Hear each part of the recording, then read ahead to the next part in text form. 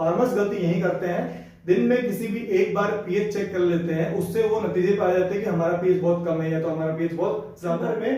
PH सबसे कम आपको कहाँ मिलेगा? सुबह 4 से 6। ये बोला जाता है कि पानी को आपको पतला मेंटेन, 1 घंटे का लेक्चर हो सकता है, लेकिन आपको मछली पालक होते हुए जितना जानना चाहिए बिजनेस के लिए उतना ही मैं आपको शेयर कर रहा हूँ।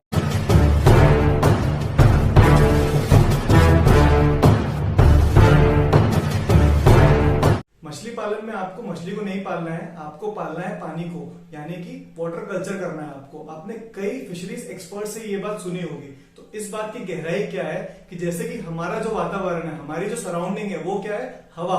अगर जो हवा दूषित हुई तो हमें दिक्कत होगी, या तो हमारी ग्रोथ नहीं होगी, या तो हमें बीमारी लगेगी बार बार, या तो हम मर भी सकते हैं। आपने भोपाल गैस त्रासदी देखा होगा।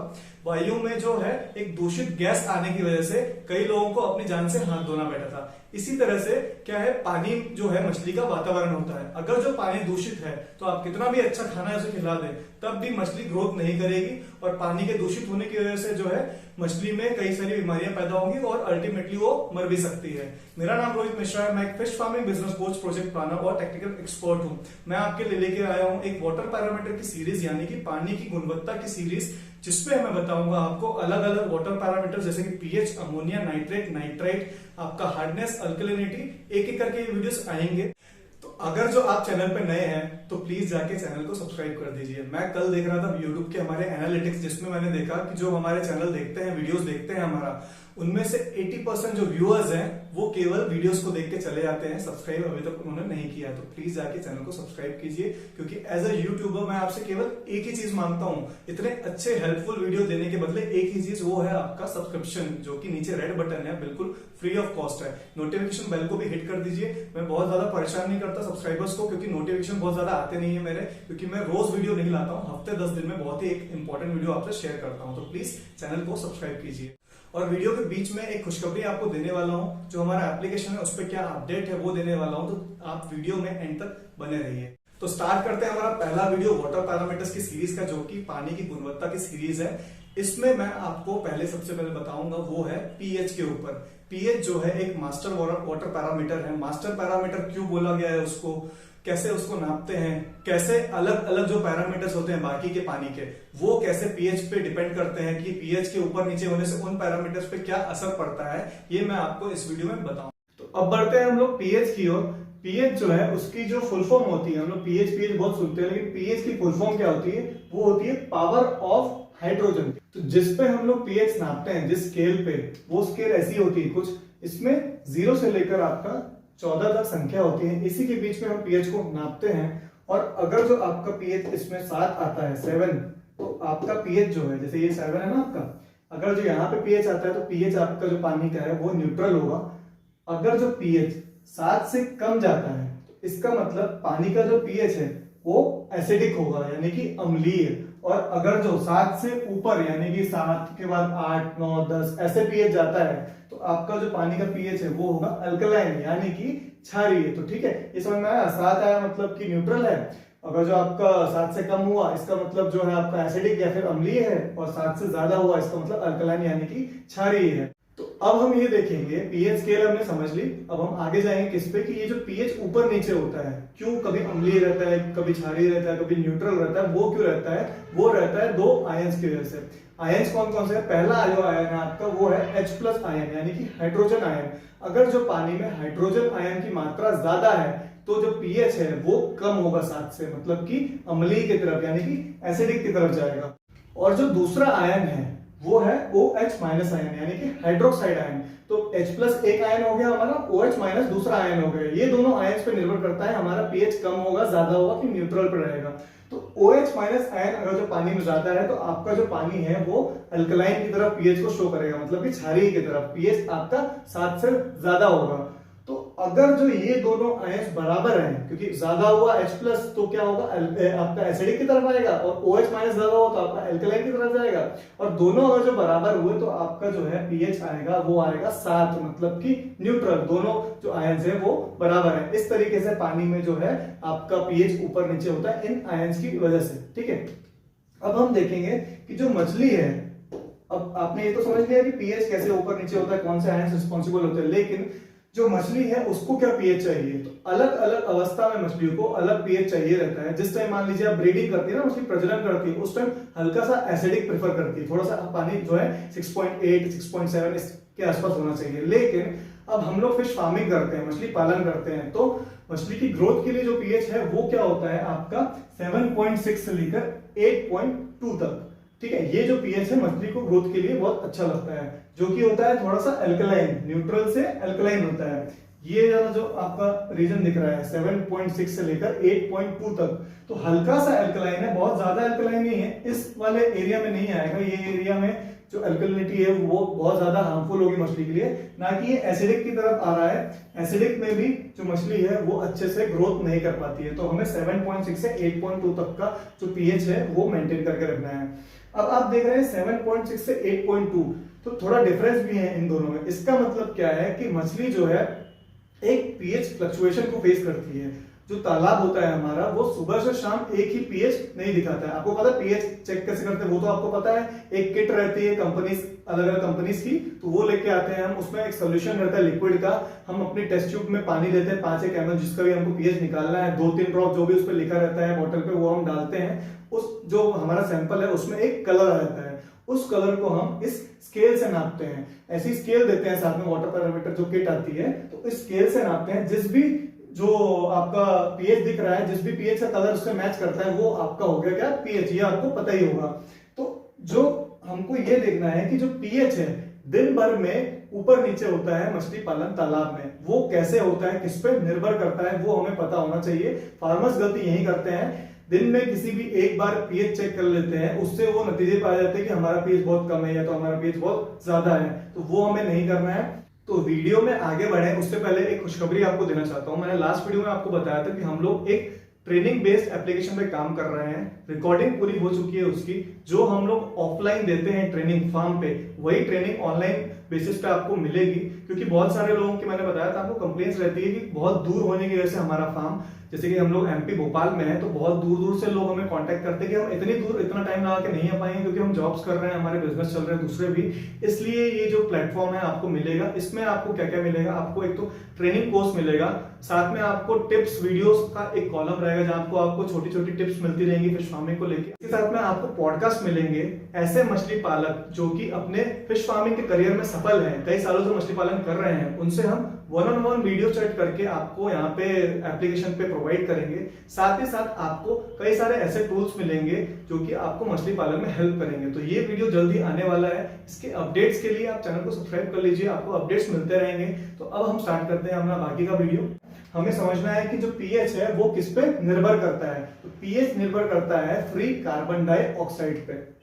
जो कार्बन डाइऑक्साइड होती है, आप जो हम लोग छोड़ते हैं, ऑक्सीजन लेके कार्बन डाइऑक्साइड छोड़ते हैं ना, वैसे ही मछली भी कार्बन डाइऑक्साइड छोड़ती है पानी में। तो जो कार्बन डाइऑक्साइड होती है उस पर डिपेंड करता है पीएच। अगर जो आपकी कार्बन डाइऑक्साइड पानी में ज्यादा है तो पीएच आपको क्या होगा, कम होगा, और अगर जो आपकी कार्बन डाइऑक्साइड पानी में कम है तो पीएच आपका ज्यादा होगा। ये निर्भर करता है पूरा किस पे, कार्बन डाइऑक्साइड पे। अब ये क्या होता है, क्यों निर्भर करता है, क्यों कार्बन डाइऑक्साइड ज्यादा होने से पीएच कम हो जाता है या उसका उल्टा। जैसे आप मान लीजिए ये आपका तालाब है, जो कार्बन डाइऑक्साइड होता है ये क्या करता है, पानी जैसे ही मछली ने इसको छोड़ा पानी में, तो जैसे ही पानी में आया तो ये क्या हुआ, पानी के साथ रिएक्ट करता है। ये जो H2 है ये क्या है, पानी, कार्बन डाइऑक्साइड आपका पानी के साथ रिएक्ट करता है। रिएक्ट करने के बाद ये क्या बनाता है, ये बनाता है कार्बोनिक एसिड। ठीक है, कार्बोनिक एसिड बनाता है। एसिड क्या है, अम्ल। तो एसिड बना रहा है, इसलिए पानी का जो पीएच है वो कम हो जाएगा। तो इससे क्या होगा, जब कार्बन डाइऑक्साइड बढ़ेगी, जितनी कार्बन डाइऑक्साइड उतना किसके साथ रिएक्ट करेगी, पानी के साथ। जितनी ज्यादा पानी के साथ रिएक्ट करेगी उतना क्या बनाएगी, कार्बोनिक एसिड। तो उससे क्या होगा, पीएच हमेशा गिरेगा। गिरेगा मतलब ये 7 से कम हो रहा है, इसका मतलब अम्लीय एसिडिक की तरफ जा रहा है, क्योंकि एसिड बन रहा है। और CO2 अगर जो पानी में कम हुआ तो पीएच जो है आपका बढ़ेगा, क्योंकि CO2 कम आ रहा है, मतलब कम कार्बोनिक एसिड पानी में बन रहा है, जिससे कि जो पीएच है वो बढ़ा ही रहेगा, कम नहीं होगा। तो ये चीज आपको ध्यान रखनी है कि क्यों पीएच जो है किस पे डिपेंड करता है, क्यों ऊपर नीचे होता है। अब हम इसको देखेंगे तालाब में कि हमारे तालाब में पीएच ऊपर नीचे होने की वजह क्या होती है। देखिए, कोई भी मछली पालन तालाब है, ठीक है, उसमें क्या होता है, प्रकाश संश्लेषण यानी कि फोटोसिंथेसिस। ये क्या क्रिया रहती है जिसमें पौधे अपना खाना स्वयं बनाते हैं, कार्बन डाइऑक्साइड को लेते हैं और ऑक्सीजन पानी में या किसी भी वातावरण में छोड़ते हैं। ठीक है, अब पानी में क्या रहता है, जो मछली पालन के तालाब रहते हैं उसमें क्या रहते हैं, प्लवक। प्लवक सूक्ष्म जीव रहते हैं जो कि आपको आंखों से नहीं दिखेंगे, माइक्रोस्कोप में ही दिखेंगे। इनमें दो प्रकार होते हैं, फाइटोप्लैंक्टन और जूप्लैंक्टन। तो फाइटोप्लैंक्टन जो होता है वो होता है पौधा, एक तरह से आप मान लीजिए सबसे छोटा पौधा जो कि आपको आंखों से नहीं दिखता है। तालाब में जो आपको हरापन दिखता है वो फाइटोप्लैंक्टन के जैसे ही दिखता है, क्योंकि जब बहुत ज्यादा मिलियंस ऑफ फाइटोप्लैंक्टन बहुत ज्यादा मात्रा में इकट्ठे होते हैं तो वो कलर हमें दिख पाता है। तो ये जो हरा कलर होता है ये फाइटोप्लैंक्टन का होता है। यही जो है पानी में ऑक्सीजन जो है उसकी मात्रा बढ़ाते हैं। दिन में फोटोसिंथेसिस, सूरज की किरणों के जब रहती हैं उस टाइम पे फोटोसिंथेसिस करते हैं, अपना खाना बनाते हैं और पानी में ऑक्सीजन को भी बढ़ाते हैं, कार्बन डाइऑक्साइड को कम करते हैं। तो इसी पे पूरा जो आपका पीएच का ऊपर नीचे दिन भर में होता है, इसी पे पूरा निर्भर करता है। कैसे क्या होता है, अगर जो आप समय देखेंगे सुबह के 4 बजे से लेकर 6 बजे तक का है ना, 4 बजे से 6 बजे तक का मतलब अब यहां से सूरज निकलने वाला है, अभी निकला नहीं है। रात भर में क्या होता है, एक तो आपकी मछली जो है वो कार्बन डाइऑक्साइड छोड़ती है, रात भर ऑक्सीजन लेती है पानी में से। दूसरा जो बैक्टीरिया, हम लोग बोलते हैं ना प्रोबायोटिक्स डालना है पानी में, तो बहुत सारे मिलियन ऑफ बैक्टीरिया रहते हैं हमारे पानी में जो कि ऑक्सीजन लेते हैं और कार्बन डाइऑक्साइड को छोड़ते हैं। और साथ ही साथ रात में जो आपके प्लवक होते हैं, प्लैंक्टन, फाइटोप्लैंक्टन, वो भी क्या करते हैं, दिन में तो वो ऑक्सीजन को छोड़ते हैं कार्बन डाइऑक्साइड लेके, लेकिन रात में वो उल्टा करते हैं, रात में वो ऑक्सीजन को लेना चालू कर देते हैं, कार्बन डाइऑक्साइड छोड़ते हैं। तो 3 ऐसे जो जीव हैं, आपके फाइटोप्लैंक्टन, आपका बैक्टीरिया और आपका मछली, वो कार्बन डाइऑक्साइड पानी में छोड़ते हैं। इससे क्या होता है, कार्बन डाइऑक्साइड की मात्रा रात दर रात बढ़ती जाती है पानी में। तो सुबह 4 से 6 ये चरम पे रहती है, कार्बन डाइऑक्साइड सबसे ज्यादा रहती है, ऑक्सीजन सबसे कम रहती है। तो कार्बन डाइऑक्साइड सबसे ज्यादा रहती है, तो मैंने क्या बताया था, पीएच जो है आपका सबसे कम होता है। तो दिन भर में पीएच सबसे कम आपको कहां मिलेगा, सुबह 4 से 6 7 के आसपास। ठीक है, उसके बाद जैसे जैसे सूरज आपका निकलना चालू हुआ, सनराइज हुआ, तो जो है कार्बन डाइऑक्साइड धीरे धीरे अब कम होने लग जाएगी। क्यों, क्योंकि सूरज की किरण पड़ रही है इस पे, पानी पे। जो प्लवक है अपना जो खाना बनाते हैं फोटोसिंथेसिस से, प्रकाश संश्लेषण से, वो बनना चालू हो गया है। तो अब वो क्या लेंगे, उसके लिए आपकी जो कार्बन डाइऑक्साइड है उसको पानी से लेंगे अपना खाना बनाने के लिए। तो 12 बजे के आसपास जो कार्बन डाइऑक्साइड का लेवल है वो कम हो जाएगा और ज्यादा, और पीएच का लेवल धीरे धीरे बढ़ने लग जाएगा, क्योंकि पानी में अब जो है ऑक्सीजन की मात्रा बढ़ रही है फोटोसिंथेसिस से और कार्बन डाइऑक्साइड की मात्रा कम हो रही है।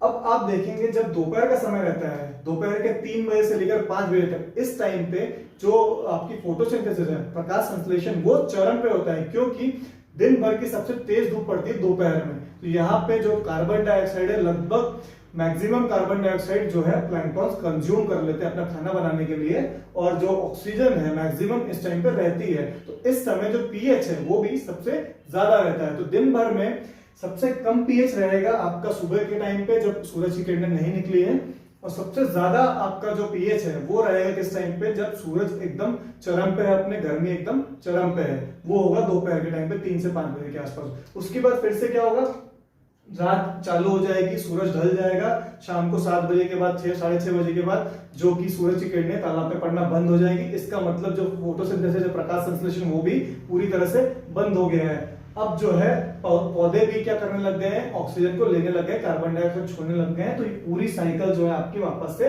कंटिन्यू होगी। ये pH cycle I don't think कि किसी ने इतना अच्छे से डिटेल में वीडियोस में बताया है, तो इसको बहुत ही अच्छे से आप ध्यान से इसको अपने जो दिमाग में है पूरी कहानी की तरह इस साइकिल को बना लीजिए, क्यों पीएच हमारा कम होता है। इससे हमें क्या सीखने को मिलता है, हमें एक बार सुबह के टाइम पे 7 बजे के आसपास पीएच चेक करना है, एक बार हमें जो है दोपहर में पीएच को चेक करना है। और इन दोनों के बीच का जो अंतर है, जैसे सुबह आपने पीएच चेक किया 7.6 आ रहा है, शाम में आपने चेक किया 8.2 8.5 जा रहा है, तो ये अंतर बहुत ज्यादा नहीं होना चाहिए। एक बार को मछली अगर जो 8.2 पीएच आपका दिन भर मेंटेन हो रहा है, तो आपकी मछली जो है एक बार को अच्छे से सर्वाइव कर लेगी। लेकिन अगर जो पीएच में सुबह शाम के बार बार अंतर आ रहा है, तो मछली को दिक्कत आना चालू हो जाएगी, वो खाना छोड़ेगी, बीमारी की ओर बढ़ेगी। इसलिए हमें पीएच को सुबह से शाम में मेंटेन करके रखना है। कैसे होगा मेंटेन, आपको मैंने बताया पीएच किस पे डिपेंड करता है, प्लैंक्टन पे। तो आपके जो तालाब में प्लैंक्टन है, अगर तो उसका लेवल बहुत ज्यादा होगा, बहुत ज्यादा प्लैंक्टन, बहुत गाढ़ा हरा पानी, ठीक है, साथ ही साथ जो एल्गल ब्लूम आता है, काई आ जाती है ना तालाब में, वो सब भी है, तो आपका पीएच जो है बहुत ज्यादा अंतर मारेगा सुबह से शाम तक में, क्योंकि दिन में जितना ज्यादा ऑक्सीजन वो लोग बनाएंगे, वो पौधे, वो प्लैंक्टन, रात में उतना ही ज्यादा उन्हें भी चाहिए, इसलिए पीएच ऊपर नीचे होता रहेगा, वो मछली के लिए सही नहीं है। तो आपको क्या करना है, आपके तालाब का जो ऑर्गेनिक लोड है उसे कम करके रखना है। ऑर्गेनिक लोड क्या होता है, जब हम खाना खिलाते हैं मछली को, उसके बाद कुछ खाना जो एक्स्ट्रा डाल देते हैं वो नीचे आके बैठ जाता है। साथ ही साथ आपको पता है मछली केवल 30% खाना ही सोखती है, बाकी का बचा हुआ खाना वो बिना पचे हुए फॉर्म में पानी में छोड़ देती है, तो एक नीचे मोटी परत बन जाती है ऑर्गेनिक लोड की। तो प्लैंक्टन को, फाइटोप्लैंक्टन को बढ़ने के लिए क्या चाहिए, न्यूट्रिशन, पोषण चाहिए। तो वो पोषण किससे लेता है, उस ऑर्गेनिक लोड से लेता है। तो इसलिए हम बोलते हैं आपको अपने बॉटल को भी क्लीन करना है। आपने वो वीडियो नहीं देखा है तो डिस्क्रिप्शन में उस वीडियो की लिंक दे दूंगा। बॉटल को कैसे क्लीन करते हैं, बॉटल को क्लीन करने से वो ऑर्गेनिक लोड बाहर निकल जाता है, तो पोषण ही नहीं मिलेगा ज्यादा, तो अपने आप को फाइटोप्लैंक्टन कैसे आगे विकसित कर पाएंगे। तो इसलिए बोला जाता है कि पानी को आपको पतला मेंटेन करके रखना है। पतला पानी इसीलिए बोला जाता है कि जितना मात्रा में जरूरी है आपको प्लैंक्टन, पानी की पारदर्शिता आपको उतनी ही मेंटेन करके रखनी पड़ती है। कितनी करनी पड़ती है, 30 से 40 सेंटीमीटर। अगर जो आपके पानी की पारदर्शिता 30 से 40, पारदर्शिता मतलब ट्रांसपेरेंसी 30 से 40 सेंटीमीटर तक मेंटेन है, इसका मतलब आपका पानी जो है अच्छा है, मतलब उसमें प्लैंक्टन का लेवल एक ऑप्टिमम लेवल है, ना ज्यादा है ना कम है। तो उसको चेक कैसे करेंगे, आप अपना हाथ पानी में डालेंगे, ये जो आपका हिस्सा रहता है हाथ का ही चमकता है, तो इसे आप जब पानी में डालेंगे, जहां पे आपका ये हाथ तलुआ बोलते हैं इसको दिखना बंद हो गया, वहां आप रोक लेंगे। जहां तक पानी का लेवल आपको टच किया है उसको आप नाप लेंगे। अगर जो 30 से 40 सेंटीमीटर है तो आपका पानी जो है ठीक है मछली पालन के लिए। अगर जो केवल 10 सेंटीमीटर ये हाथ अंदर गया, 10 सेंटीमीटर के बाद ही आपको अपना हाथ दिखना बंद हो गया, इसका मतलब बहुत ज्यादा गाढ़ा पानी है आपके उसमें, जो कि संकेत करता है कि प्लैंक्टन की मात्रा, फाइटोप्लैंक्टन की मात्रा बहुत ज्यादा है। तो हमें पानी को एक्सचेंज करना है जिससे कि ये प्लैंक्टन की मात्रा आपके पानी में कम हो जाएगी। तो ये था आपका पीएच जहां तक हमने देखा। अब हम देखेंगे कि पीएच को हम लोग बढ़ाएं कैसे या घटाएं कैसे। पीएच मान लीजिए पानी का ज्यादा है या कम है तो उसे बढ़ाएंगे घटाएंगे कैसे, तो वो हम क्या करेंगे। अगर जो हमें पीएच को बढ़ाना है तो हम क्या यूज करते हैं, आपको ही पता है, चूने का यूज करते हैं। चूना जो है पानी का पीएच बढ़ाता है। क्यों बढ़ाता है, क्योंकि चूने का खुद का पीएच जो है 8.4 8.6 के आसपास होता है, तो उसका खुद का पीएच अगर जो इतना ज्यादा है तो वो पानी में जाके पीएच को बढ़ाएगा ही। साथ ही साथ चूना और भी जैसे बैक्टीरियल इन्फेक्शंस को भी रोकने में मदद करता है। जो बैक्टीरिया है, हमको कहीं चोट लगती है बोलते हैं ना चूना लगा लो, क्योंकि वो इन्फेक्शन को फैलने से रोकेगा, तो इसमें भी हेल्पफुल होता है। तो अगर जो आप मछली पालन में ग्रोथ के टाइम पे चूने का इस्तेमाल कर रहे हैं तो आप डोलोमाइट चूने का यूज कीजिए। डोज उसका होगा 40 किलो चूना प्रति एकड़, ठीक है।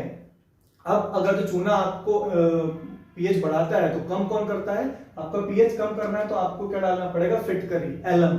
एलम का पीएच भी कम रहता है, इसलिए पानी में जाके रिएक्शन करने से पीएच को कम करता है। तो एलम हम डालेंगे 30 से 40 किलो प्रति एकड़ के हिसाब से। कोई भी चीज अगर जो हम लोग पानी में यूज करते हैं पीएच को बढ़ाने और कम करने के लिए, अलग अलग चीजें भी यूज कर सकते हैं। बहुत सारे लोग साइट्रिक एसिड यूज करते हैं कम करने के लिए, बेकिंग सोडा यूज करते हैं बढ़ाने के लिए, क्योंकि ये जो चीजें हैं ये मछली पालन में मछलियों को कोई हानिकारक असर नहीं देंगी, इनसे मछलियों को कोई दिक्कत नहीं आएगी, इसलिए इनका यूज किया जाता है। तो अब नए वीडियो के साथ हम मिलेंगे इस सीरीज के। आप जुड़े रहिए लगातार, क्योंकि ये जो सीरीज है ना बहुत ही सरल होने वाली है। सरल के साथ साथ बहुत ही जरूरी होने वाली है मछली पालकों के लिए। सरल इसलिए बनाता हूँ क्योंकि आपका जैसे वाटर पैरामीटर हम पढ़ रहे हैं, केमिस्ट्री बैकग्राउंड तो नहीं है आपका सबका, केमिस्ट्री आप इतने अच्छे समझ, रसायन विज्ञान जो होता है इतने अच्छे समझ नहीं पाएंगे, इसलिए मैं बहुत ही सरल बना रहा हूँ वाटर पैरामीटर्स की सीरीज को। जितना आपको जानना चाहिए, होने को तो इसका 1 घंटे का लेक्चर हो सकता है, लेकिन आपको मछली पालक होते हुए जितना जानना चाहिए बिजनेस के लिए उतना ही मैं आपको शेयर कर रहा हूँ। आगे हम देखेंगे अमोनिया के बारे में, नाइट्राइट, ऑक्सीजन, नाइट्रेट, बहुत सारे पैरामीटर्स हैं। तो बने रहिए आप चैनल पे।